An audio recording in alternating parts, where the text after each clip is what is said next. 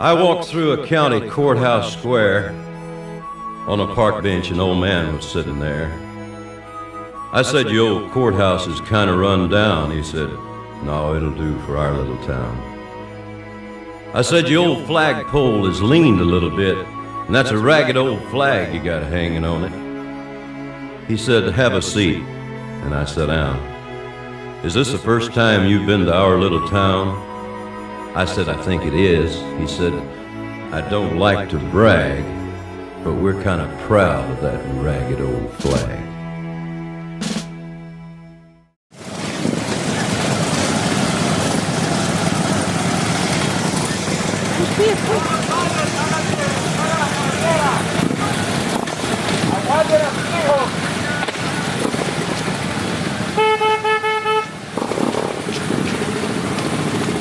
Detail, head, salute!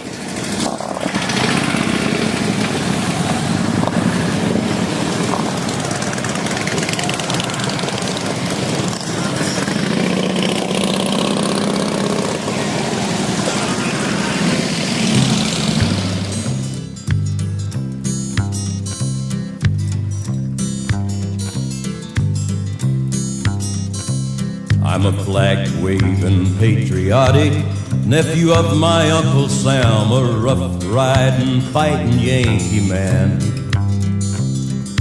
I love Mom and apple pie and the freedoms that we all enjoy across this beautiful land.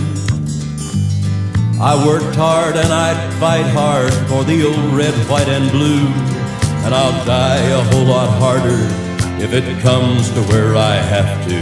I'm a flag-waving, patriotic nephew of my Uncle Sam, a rough-riding, fighting Yankee man.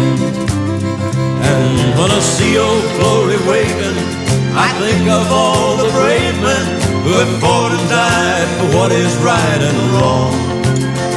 And when I see old glory burning, my blood begins to churning, and I could do some fighting of my own. I don't believe in violence, I'm a God-fearing man, but I'd stand up for my country just as long as I could stand. 'Cause I'm a flag-waving, patriotic nephew of my Uncle Sam, a rough-riding, fighting Yankee man.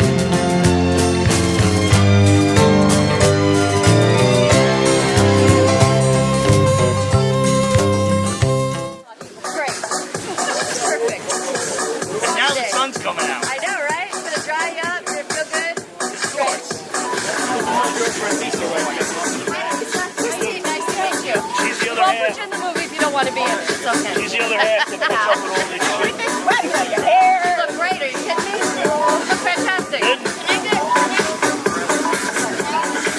It's a much nicer ride than like Christine, nice to meet you. She's the other I'll half. put you in the movie if you don't want to be in it. It's okay. She's the other half that puts up with all this shit. Everything's right with your hair. You look great. Are you kidding me? You look fantastic. Good. It's a much nicer ride than like that.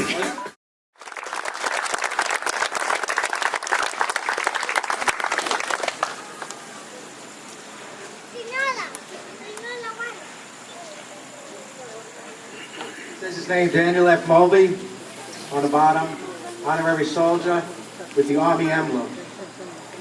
And on one side is the cross.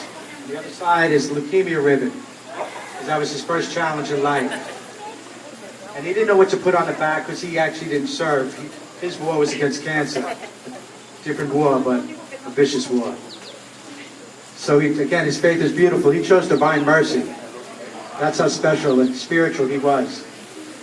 And on top of it, it says, faith, family, and friends. And on the bottom, the inscription is, Jesus, I trust in you. Because my son had so much trust in God's plan. And he died 1 month past that. That's for you. Young men and women getting prepared for life here. It's very difficult. But his smile was for everybody during 9/11. For every soldier who died. We don't know, I don't know what expression they had on their face, but I can guarantee you through my son's smile, when they were greeted by Jesus or the Blessed Mother or made it to heaven, their expression of fear or whatever it was became a huge smile. I thank you all. God bless you, and God bless America.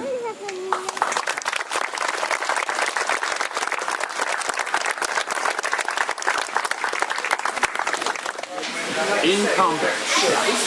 That means that you was in an area where there was combat and you were part of that combat. How old were you when? I was 20 years old. And you? 20 and 21. Yeah, 20. I turned 21. Yeah, it was 3 years. Maybe 3 years. I served 3 years. But do you remember the first day of your first battle? First battle? Yeah. I remember the first time I got shot at. I don't like it. For 11 months and 27 days, I was scared. Yeah. You know why? I had You have to be crazy not to be scared. the psychiatrist. This is to be deployed in Saudi Arabia. We offloaded our equipment off the boats and we went right into the desert. So all those stories that you see, people at the Khobar Towers and all that, we did not see any of that. We were in the desert. I was very fortunate. I took a tank company, 369 Armor, Charlie Troop, and brought them over there, and I was fortunate enough to bring all my kids back. And sometimes I just want to talk to somebody to get me out of whatever is in my head. Which war were you part of? Crazy, Afghanistan. Oh my God. And so whatever is in my head that is working at that time, sometimes I just need a phone call. Wanda Wanda, last name? Lopez. Wanda Lopez was in Afghanistan. Was what? Afghanistan? Yes. Nice to meet you. Thank you, ma'am. Thank you for serving. Thank you, ma'am. Thank you for your support. So sometimes I just, sometimes I got things that I live alone, and sometimes there's things in my head, and when they try to take over, I just call somebody. And I don't care. Here's my number. You call me. You call me, okay? Thank you. Seriously, I'm telling you, Wanda. This is the whole purpose of this, you know? And sometimes I have called. At one time, I was struggling with some things, and I called my friend Ann Clegg. The whole family is being a blessing to my life. And the only thing I said to her is, like, I need you to talk to me, whatever the hell you want to. Tell me how the kids, tell me that the sky is blue, whatever. Just change what's in my head.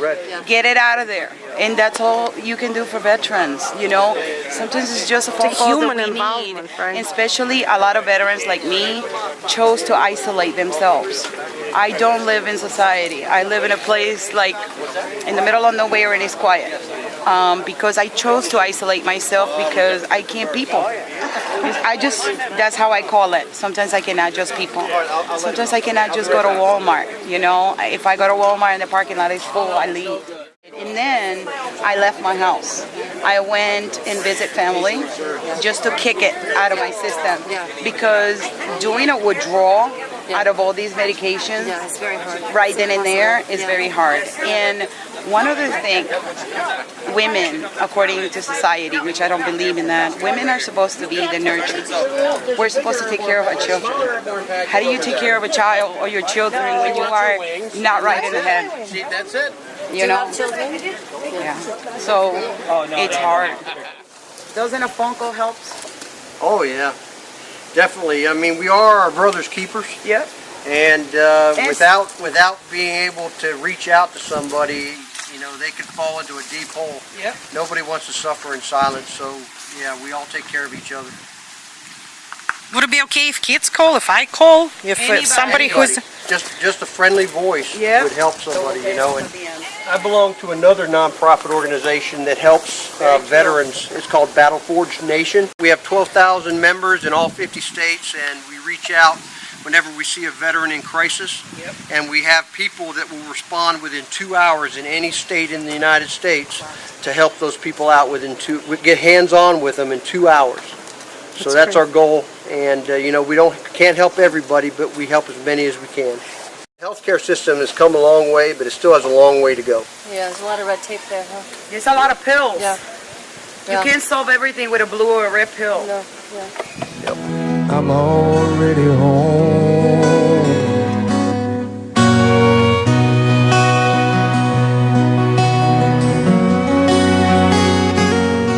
Looks like I only got a one-way ticket over here. I sure wish I could give you one more kiss. And war was just a game we played when we were kids. Well, I'm laying down my gun, I'm hanging up my boots.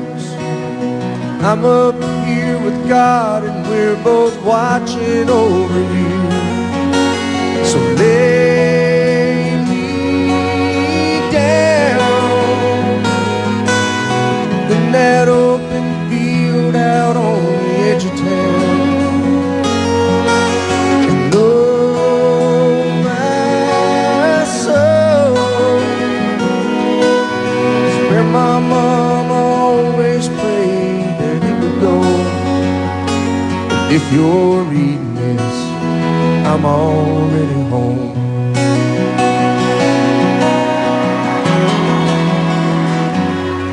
If you're reading this, halfway around the world, I won't be there to see the birth of our little girl. I hope she looks like you, I hope she fights like me, stands up for the innocent and the weak. I'm laying down my gun, I'm hanging up my boots. Tell Dad I don't regret that I followed in his shoes. So lay me down in that open field out on the edge of town. And oh my soul is where my mom always prayed that it would go. If you're reading this, I'm already home.